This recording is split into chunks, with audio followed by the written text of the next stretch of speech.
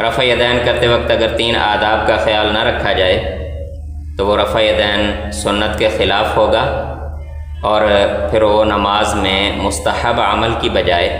ایک مکروہ عمل قرار پائے گا۔ سنت کے مطالعہ سے رفع یدین کے 3 آداب کی تعلیم ملتی ہے۔ نمبر 1، صحیح مسلم حدیث نمبر 968، سیدنا جابر بن سمرہ رضی اللہ عنہ سے روایت ہے کہ رسول اللہ صلی اللہ علیہ وسلم ہمارے پاس تشریف لائے اور فرمایا، کیا وجہ ہے کہ میں تمہیں ہاتھ اٹھاتے ہوئے دیکھتا ہوں جیسا کہ سرکش گھوڑوں کی دمیں ہیں، نماز میں سکون رکھا کرو۔ تو اس نبی اکرم صلی اللہ علیہ وسلم کا یہ تاکیدی حکم ہے کہ نماز میں ہاتھ کو اس طرح حرکت دینا جیسا کہ سرکش گھوڑا اپنے دم کو حرکت دیتا ہے کہ جھٹکے سے اٹھانا اور جھٹکے سے نیچے لے جانا۔ نبی اکرم صلی اللہ علیہ وسلم نے سختی سے اس چیز سے منع کیا ہے۔ بعض حضرات کہتے ہیں کہ یہ حدیث مبارکہ رفع یدین کے بارے میں نہیں ہے، تب بھی اگر یہ تاکید رفع یدین کے بارے میں نہیں ہے تب بھی رفع یدین میں ہاتھ کو سکون سے اٹھایا جائے گا اور سکون سے انہیں نیچے لے جایا جائے گا۔ جھٹکے سے جلدی جلدی ہاتھوں کو اٹھانا اور پھر جھٹکے سے نیچے لے جانا یہ سنت کے خلاف ہے اور نماز میں یہ عمل مکروہ ہے۔ تو ہمارے اکثر جو لا علم احباب ہیں، زیادہ علم نہیں رکھتے، تو ان کا اکثر عمل دیکھا گیا ہے کہ وہ بس ہاتھ کو ہلکے سے جھٹکے سے اٹھاتے ہیں اور جھٹکے سے نیچے لے جاتے ہیں، جبکہ اہل علم تو ماشاءاللہ پورے اہتمام کے ساتھ کرتے ہیں۔ اللہ تعالیٰ ان کو جزائے خیر عطا فرمائے۔ رفع یدین کا دوسرا ادب، سنن الترمذی حدیث نمبر 239، سیدنا ابو ہریرہ رضی اللہ عنہ سے روایت ہے کہ رسول اللہ صلی اللہ علیہ وسلم جب نماز کے لیے اللہ اکبر کہتے تو اپنی انگلیاں کھلی رکھتے، یعنی کہ جب ہاتھوں کو اٹھایا جائے تو اپنی انگلیوں کو مکمل کھول کر ہتھیلیوں کو مکمل قبلہ کی طرف کیا جائے۔ تو یہ رفع یدین کے آداب میں اور سنت میں شامل ہے۔ تو اکثر جاہل لوگ، کم علم لوگ جو ہیں وہ بس ایسے کر کے ہاتھ اٹھاتے ہیں، کوئی ایسے اٹھاتے ہیں، کوئی بس ایسے کر کے اٹھاتے ہیں کہ ہاتھوں کو نہ تو مکمل قبلہ رخ کرتے ہیں، نہ ہتھیلیوں کو اور انگلیوں کو مکمل کھولتے ہیں۔ تو اس طرح ہاتھوں کو اٹھانا چاہے تکبیر تحریمہ کے وقت میں ہو یا کسی اور تکبیر کے موقع پر، یہ خلاف سنت ہے، یہ پھر ایک مستحب عمل کی بجائے یہ بھی مکروہ ہو جائے گا۔ رفع یدین کا تیسرا ادب، سنن الترمذی حدیث نمبر 240، سیدنا ابو ہریرہ رضی اللہ عنہ سے روایت ہے کہ رسول اللہ صلی اللہ علیہ وسلم جب نماز کے لیے کھڑے ہوتے تو اپنے دونوں ہاتھ خوب لمبا اٹھاتے تھے، یعنی اپنے ہاتھوں کو کچھ دیر تک اٹھائے رکھتے تھے جب تک انسان سکون کے ساتھ تکبیر کہہ لیتا ہے اللہ اکبر۔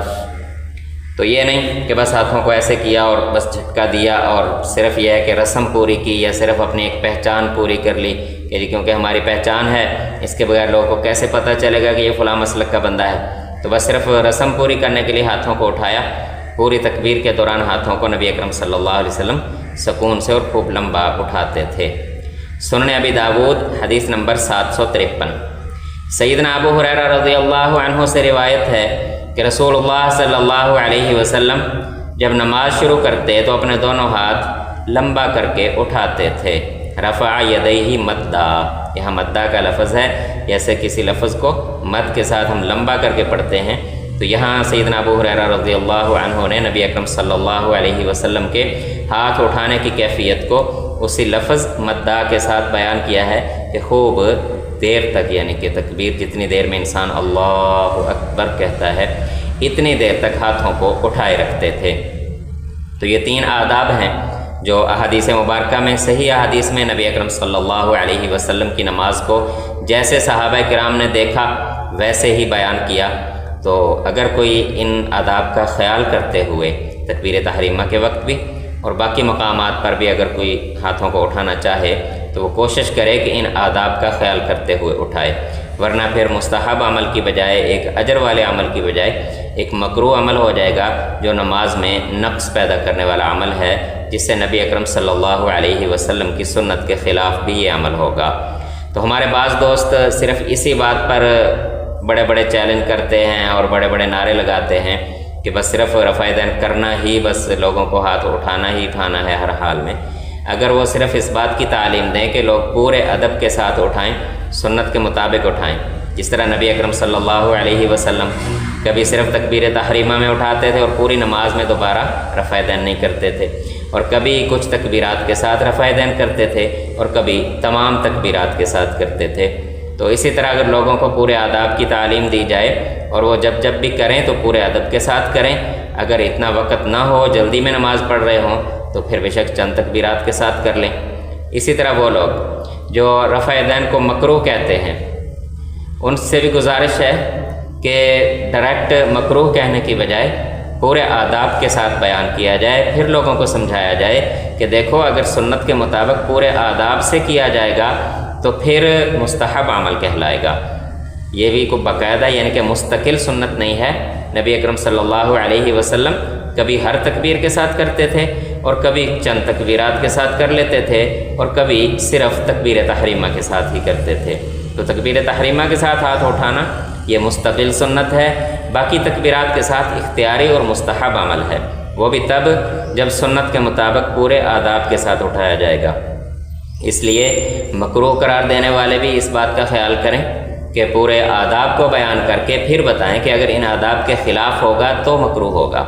اور جو مستحب عمل کو لازم قرار دیتے ہیں تو وہ بھی پورے آداب کے ساتھ لوگوں کو سکھائیں کہ اگر کرنا ہے تو ان پورے آداب کے ساتھ کریں گے تو تب یہ مستحب عمل بنے گا، ورنہ صرف ایک رسم پوری کر لینے سے یا ہاتھوں کو جھٹکا دے کر جھاڑ لینے سے یہ مستحب عمل یا ایک سنت عمل جو ہے یہ پورا نہیں ہوگا۔ اللہ تعالیٰ ایمان و عمل کے ساتھ ہمیں نماز قائم رکھنے والا بنائے، اور آپس میں اختلافات کے شر سے اللہ تعالیٰ ہم سب کی حفاظت فرمائے، اور اختلافات پیدا کرنے والوں کے شر سے بھی اللہ تعالیٰ ہم سب کی حفاظت فرمائے۔